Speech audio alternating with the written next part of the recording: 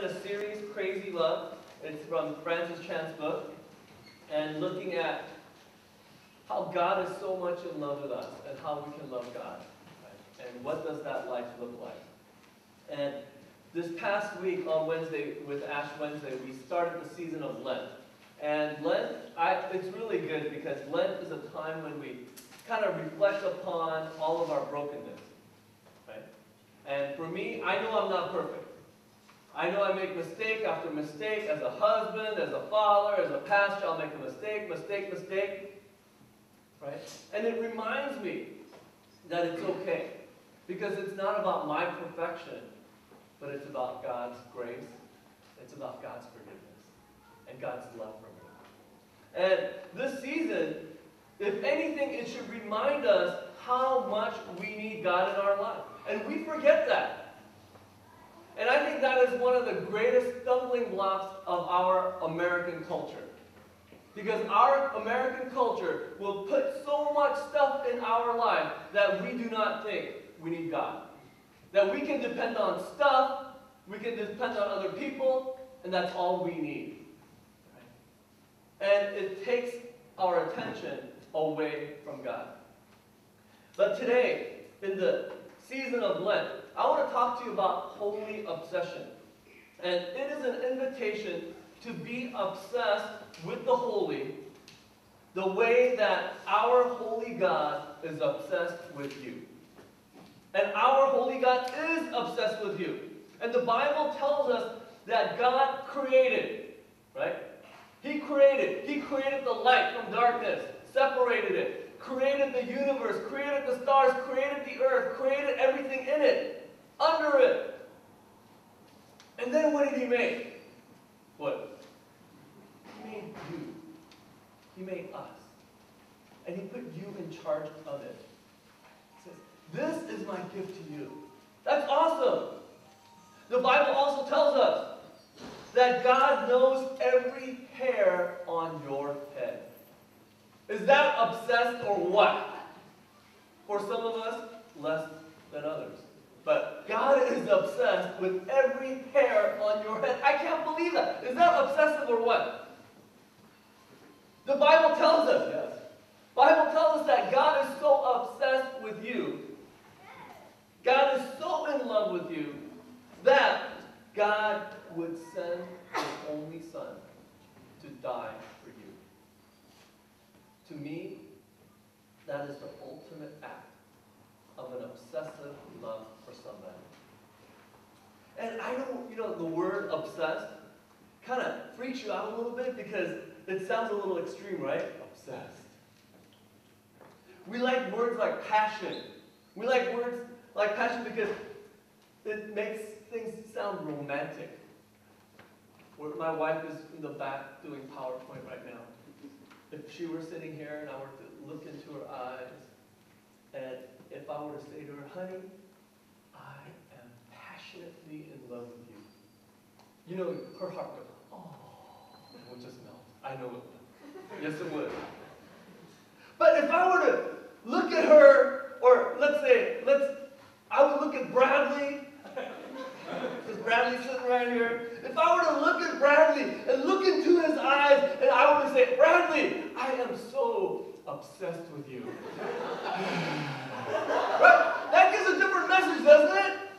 Right? So the word obsessed has these different things associated to it. And being obsessed is somewhat crazy. It is. And I hear kids say stuff like that all the time. Oh, my parents are crazy. I know my kids say that. And they'll say it to me. You are crazy! Especially when my wife is away on a business trip and I have them for like a week and a half, 2 weeks. They're like, towards the end, they're like, you are crazy! And you know what? If any of you kids, we got the youth group worshiping with us today because they led our music. I want to let the kids know your parents are crazy. Can I get an amen? Amen. All the kids saying amen. Your parents are crazy. You know why? Because they are obsessed with you. They are madly in love with you. And the things in your life, I will bet you so many things in your life matter more to them than they actually do to you. That's why they're crazy. I'm going to talk a little bit more about that later. But right now, let's kind of take the creepy factor out of the word obsessed and think about its meaning. The dictionary defines it this way. Obsessed, to have the mind excessively preoccupied with a single emotion or topic. And with that definition, believe it or not, God is obsessed with you. And we are called to be obsessed with God and the ways of Jesus. We're called to it. And what does that obsession look like? In the book Crazy Love, Francis Chan mentions many things, but I want to kind of touch on a couple of them for you today. And holy obsession, this is what it looks like. One, a lover. That we are called to be a lover, right? Being a follower of Jesus is not just about being friendly, polite, courteous. You know what? All of us, whether we're Christians or not, we should be that way anyway. As that's what it means to be a part of a community, to belong to a society. We need to be nice to each other. But is being a Christian anything more than that? I would like to think yes. And I think the Bible tells us yes. It's not just about being nice, but it's about being a lover of God's people. Luke 6, starting with verse 32, Jesus talks about what it means to follow him and what it means to care for other people. And he says this, if you love those who love you, what credit is that to you? What spiritual, what godly recognition should you get for that? Right? What credit is that to you? For even sinners love those who love them. If you do good to those who do good to you, what credit again is that to you? Why should God think anything of you? For even sinners do the same. If you lend to those from whom you hope to receive, you lend them, maybe later they'll lend to you. What credit is that to you? Even sinners lend to sinners to receive as much again. Here we go with verse 35. But love your enemies. Do good. And lend, expecting nothing in return. Your reward will be great, and you will be the children of the Most High, for he is kind to the ungrateful and the wicked. Be merciful, just as your Father is merciful.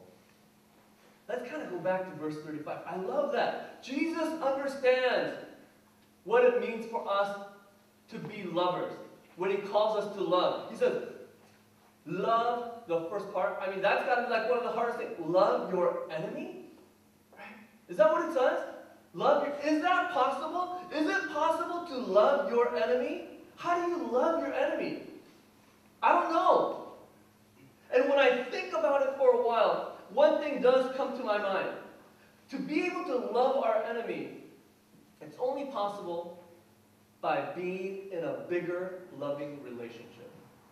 Think about that for a moment. To love our enemies, we need to be in a bigger, loving relationship. For example, for married people, if your relationship with your spouse is good, if you are loving each other and that relationship is tight,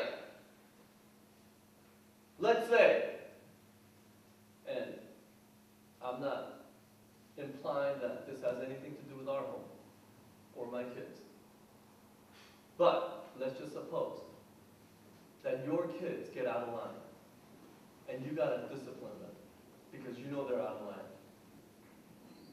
When the relationship between husband and a father is not good, right? What do you think happens when the kids get out of line? For me, I lose it. I'm like, oh my God, you are grounded! You are grounded for 1 month. You cannot use your phone for 2 months. I can't believe you left that cup on the counter. You just lose it with the smallest things. But I know that when my relationship with my wife is good, and that relationship is bigger than what is going on between me and the kids, And there comes a time when I have to discipline them. I discipline them with more compassion,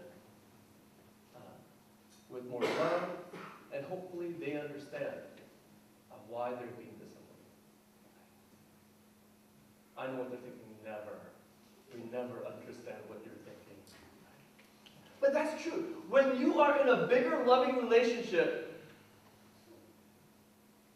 you are able to forgive and handle those other things better. True love is loving a person even after they have hurt you. Think about this question. Who is your enemy? Who is your enemy? Who are the people? And you guys might be thinking, oh, I don't have enemies, because that's another extreme word that we don't like to use. But think about this. Who are the people that you avoid in your life? Who are the people that avoid you? Who are the people that have hurt you? Who are the people that have stabbed you in the back and you don't like to think about them anymore? Who are the people that have hurt the people that you love? Is it possible for you to love them? If you are in a bigger, loving relationship, you will be able to do those things. When you put that bigger, loving relationship at the center of your life, you are even able to forgive your enemies. Are you guys kind of getting the idea about what that bigger, loving relationship might be?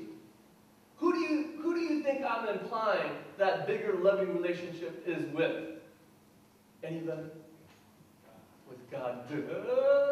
My daughter's looking at me like with a question on her face. With God. When you put that loving relationship with God at the center of your life, you are even able to forgive your enemies. You are able to forgive those people who are stabbing you in the back, who are talking trash about you, who are trying to pull you down at work. You're even able to forgive them and to love them. Having a bigger, loving relationship that far outweighs any pain in your life, that's what's going to get you through. But the thing is this, too many of us are putting something else in the center of our life. I have said this throughout this whole series. Even for married people, do not put your spouse at the center of your life. That ruins you, that ruins your spouse. Dude, who's got the phone? What the heck? And get a new ringtone. That's like the most generic one. It ruins your spouse. Because they think that they are the center of the world. Do not put your kids at the center of your life. You know what? It totally ruins them. And it doesn't prepare them for life. It doesn't prepare them for a relationship with God. They don't think they need God. Why? Why do they need God?